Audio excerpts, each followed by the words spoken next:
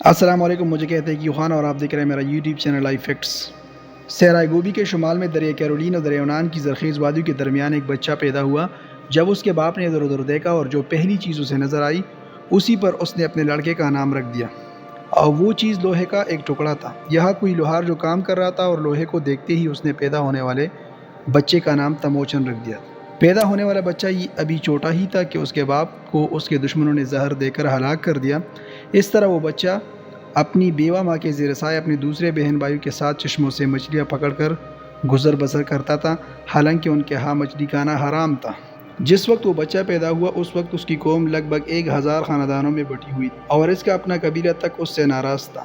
ایک روز وہ صحرائے گوبی کے شمال میں دریا کیرولین اور دریا یونان کے پاس ایک چھوٹی سی پلیا کے اوپر سے گزر رہا تھا کہ 6 نوجوانوں سے قتل کرنے کے لیے گات میں بیٹھے ہوئے تھے، اس لیے کہ اس قدیم دور میں قبائل کے اندر دشمنی اپنے عروج پر تھی۔ گات میں بیٹھے ہوئے ان 6 جوانوں کو دیکھ کر وہ لڑکا نہ ڈرا نہ سہما، بلکہ اپنی تلوار سونت کر اس کی طرف لپکا۔ جواب میں انہوں نے تیر چلائے، لیکن اس کی خوش قسمتی کہ کوئی بھی تیر اسے نقصان نہ پہنچا سکا اور وہ اکیلا ان پر حملہ آور ہوا، انہیں قتل کر دیا، اور مرنے والے ان 6 نوجوانوں کے گھوڑوں کو ساتھ لے کر اپنے ماں اولون کے پاس چلا گیا۔ اس کی ماں اس سے بے حد خوش تھی۔ وہ اکثر راتوں کو اسے اپنے پاس بٹھا کر اپنے آباء و اجداد کی بہادری اور جرأت مندی کی داستانیں سنایا کرتی تھی۔ وہ اپنے بیٹے کو بتاتی تھی کہ تمہارے آباء و اجداد بہت دلیر تھے، ان کے ہاتھ ریچھ کے پنجوں کی طرح ہوا کرتے تھے، اور وہ انسان پر حملہ آور ہو کر ان کی کمر اس طرح توڑ دیا کرتے تھے جیسے کوئی تیر کے 2 ٹکڑے کر دیتا ہے۔ اس کے باپ دادا شمال کے رہنے والے وحشی شکاری تھے، اور وہ خود بھی شکار کا بہت شوقین تھا۔ چپ چاپ گات لگا کر وہ باراسنگوں اور جنگلی گھوڑوں کا شکار کرتے تھے۔ کیونکہ وہ برفانی علاقے کا رہنے والا تھا، لہٰذا اسے گوشت اور جانوروں کی کھالوں کی بہت بڑی ضرورت رہتی تھی۔ اس بنا پر وہ شکار کرتے تھے۔ سردی سے بچنے کے لیے وہ جانوروں کی آنتیں تک کھا لیتا تھا، خون بھی پی لیتا تھا۔ یہ لڑکا چنگیز خان تھا۔ اس کے باپ کا نام یسوکائی تھا، اور وہ صحرائے گوبی کے شمال میں دریا کیرولین اور دریا یونان کی زرخیز وادیوں کے درمیان میں پیدا ہوا۔ بڑا ہونے کے بعد اس پر اور اس کے خاندان پر جو پہلی مصیبت نازل ہوئی وہ یہ تھی کہ صحرائے گوبی کے شمالی حصے کے سردار نے ان کے قبیلے پر حملہ کر دیا۔ حملہ کرنے والے قبیلے کے سردار کا نام ترغتائی تھا۔ یہ حملہ اچانک رات کے وقت ہوا۔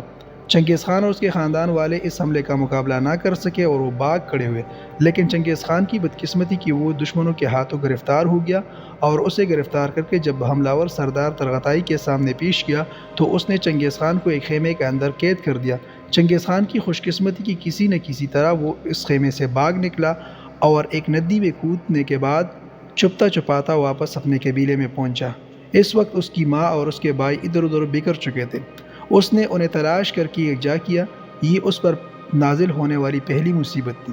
اس کے بعد اس کے قبیلے والوں نے محسوس کیا کہ انسانوں کے اس جنگل میں وہی محفوظ رہ سکتا ہے جس کے پاس طاقت اور قوت ہو، لہٰذا انہوں نے فیصلہ کیا کہ وہ اپنا کوئی مضبوط اور بڑا لشکر تیار کریں گے۔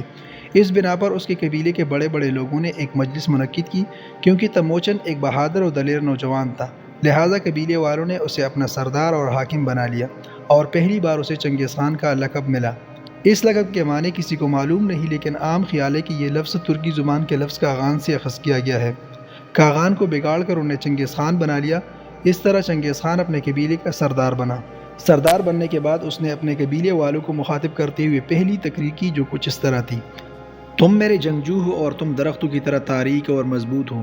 میں تم لوگوں کا منہ شکر سے بھر دوں گا، تمہیں ریشم کے کپڑے پہناؤں گا اور اچھے گھوڑوں کی زینوں پر بٹھاؤں گا، صاف ستھری اور میٹھی ندیوں کا پانی پینے کو مہیا کروں گا، تم لوگوں کے گھوڑے اونچی اور دیہاتی چراگاہوں میں چرا کریں گے، میں تم لوگوں کے لیے راستے ہموار کر کے رہوں گا۔ جس وقت اس کی قوم نے اسے سردار بنایا اور چنگیز خان کا لقب دیا، اس وقت اس کی عمر 39 سال تھی۔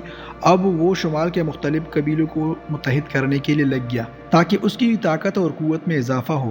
اس نے جو پہلا حکم جاری کیا وہ کچھ اس طرح تھا کہ اس کے جتنے بھی قبائل تھے ان میں سے کوئی بھی ایک دوسرے پر ہاتھ نہیں اٹھائے گا۔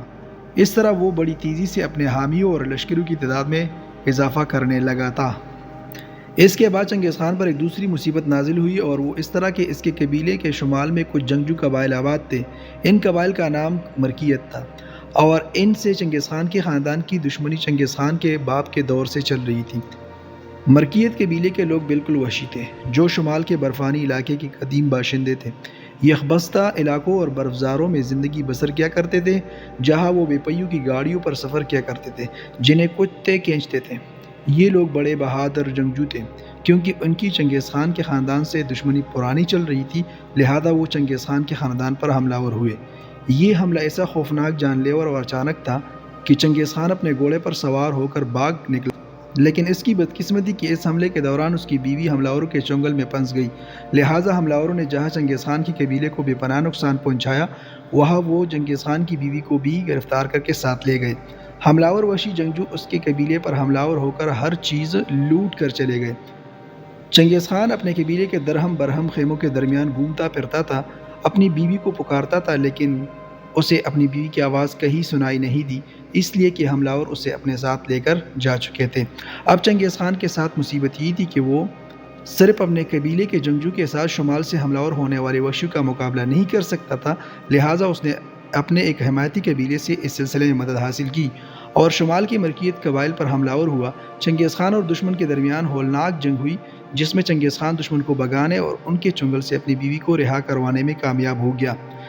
چنگیز خان بڑی تیزی سے اپنے طاقت میں اضافہ کرنے لگا تھا اور اس نے اپنے اور کچھ دوسرے قبائل کے جنگجو کو ملا کر اپنا ایک 13,000 جنگجو پر مشتمل لشکر بنا لیا تھا۔ اس کے بعد چنگیز خان کے لیے تیسری مصیبت اور عذاب اٹھ کھڑا ہوا۔ وہ اس طرح کہ سرائے گوپی کے شمالی حصوں کا سردار، جس کا نام تپرغاتائی تھا، جو پہلے سے بھی چنگیز خان کے خاندان پر حملہ آور ہوا تھا اور اس نے چنگیز خان کو اپنا قیدی بنا کر خیمے میں بند کر دیا تھا، لیکن چنگیز خان اس قید سے بھاگ نکلا تھا۔ اب وہی تپرغاتائی ایک بار پھر چنگیز خان پر حملہ آور ہونے کے لیے بڑی تیزی سے اس کے قبیلے کی طرف بڑھا۔ تپرغاتائی جس قبیلے کا سردار تھا، اس قبیلے کا نام تائجوت تھا، لہذا یہ جنگجو تائجوت کا لشکر، جس کی تعداد 30,000 تھی، چنگیز خان کے قبیلے پر حملہ آور ہونے کے لیے بڑی تیزی سے آگے بڑھا۔ چنگیز خان اس وقت اپنے 13,000 جنگجو کے ساتھ ایک جگہ قیام کیے ہوا تھا۔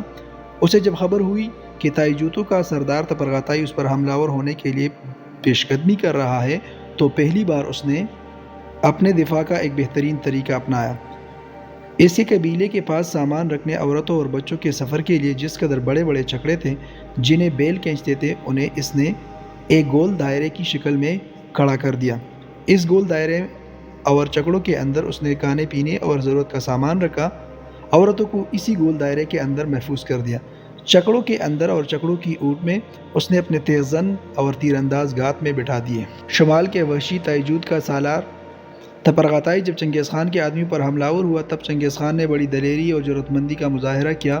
اس نے اپنے ساتھی کو جوابی کارروائی کرنے کا حکم دیا۔ جو ہی حملہ آور نزدیک آئے، چنگیز خان کے منگولوں نے پہلے تیر اندازی کی، جس کے نتیجے میں بے شمار حملہ آور اپنے گھوڑوں سے گر کر دم توڑ گئے۔